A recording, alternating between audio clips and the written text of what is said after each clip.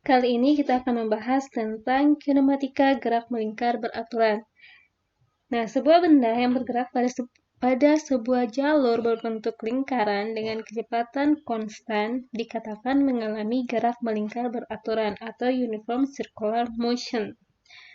Magnitudo kecepatan ini sama besarnya, tapi arahnya berbeda. Benda normalnya, menurut hukum 2 Newton, akan bergerak dengan kecepatan, bukan hukum 2 Newton, hukum 1 Newton. Harusnya tetap diam atau bergerak dengan kecepatan konstan apabila tidak ada gaya yang mempengaruhinya. Nah, di sini memang magnitudo kecepatannya konstan, tapi arahnya berubah. Sehingga dapat dipastikan bahwa ada gaya luar yang membuat perubahan terhadap arah kecepatan ini.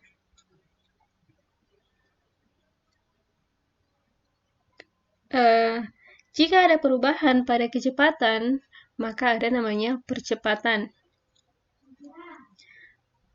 Percepatan adalah perubahan dari kecepatan dibagi perubahan waktu. Perubahan kecepatan yang terjadi di sini adalah perubahan arahnya, bukan perubahan magnitudonya.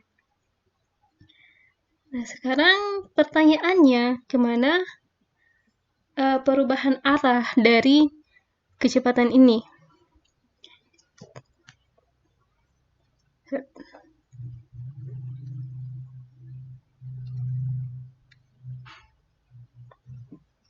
Jadi ini adalah gambar vektor dari kecepatan 1 yang ini dan kecepatan nomor 2 yang di bawahnya. Nah, ini garis yang ini adalah perubahan kecepatan. Delta V sama dengan V2 dikurang V1.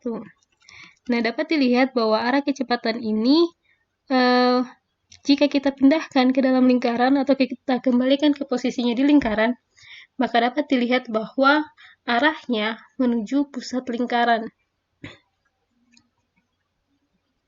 Yang ini, vektor yang ini, itu sama-sama yang ini. Ini cuma dipindahkan aja posisinya. Sehingga arah percepatan itu sama arahnya sama perubahan kecepatan. Sehingga arah percepatannya juga berarti menuju pusat lingkaran.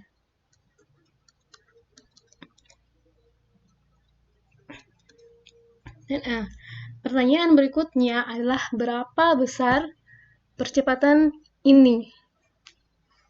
Untuk menentukan percepatan sentripetal ini disebut percepatan sentripetal karena dia arahnya menuju pusat lingkaran, dan cara menentukannya adalah dengan meninjau keadaan di mana waktu dari mengecilkan sudut theta di mana waktunya harus mendekati 0 sehingga sudutnya ini bakalan kecil banget. Ini agak besar nih. Jadi ini digambar lebih besar supaya jelas, tapi kalau misalnya delta T-nya sangat kecil, berarti delta theta-nya juga akan menjadi kecil. Dan ini akan berampit, busurnya akan berampit dengan delta R-nya. Sehingga segitiga dari penjumlahan vektor ini akan sama dengan segitiga ABC. Sehingga dapat ditulis bahwa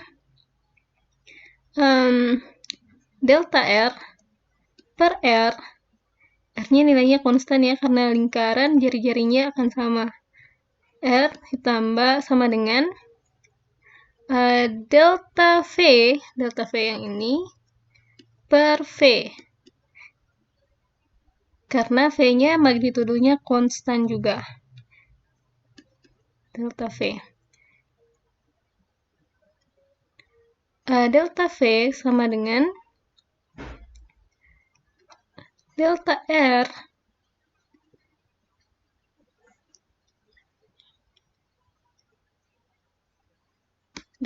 dikali V dibagi R. Sehingga yang persamaan percepatannya ditulis kembali bukan delta.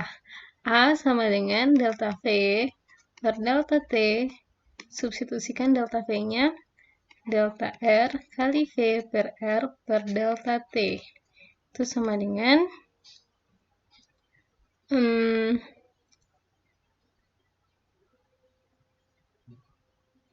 V per R dikali delta R per,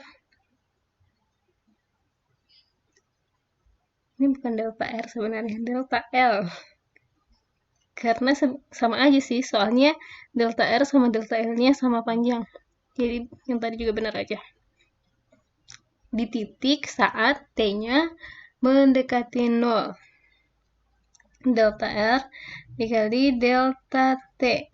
Nah, ini adalah persamaan yang sama kalau diingat dengan rumus kecepatan, di mana kecepatan adalah perubahan posisi dibagi waktu. Tapi kalau di gerak linear, dia ditulis biasa delta X per delta T. Jadi, sama dengan selesaikan persamaannya, V per R kali V sama dengan V2R. Nah, itulah rumus untuk menemukan persamaan sentripetalnya.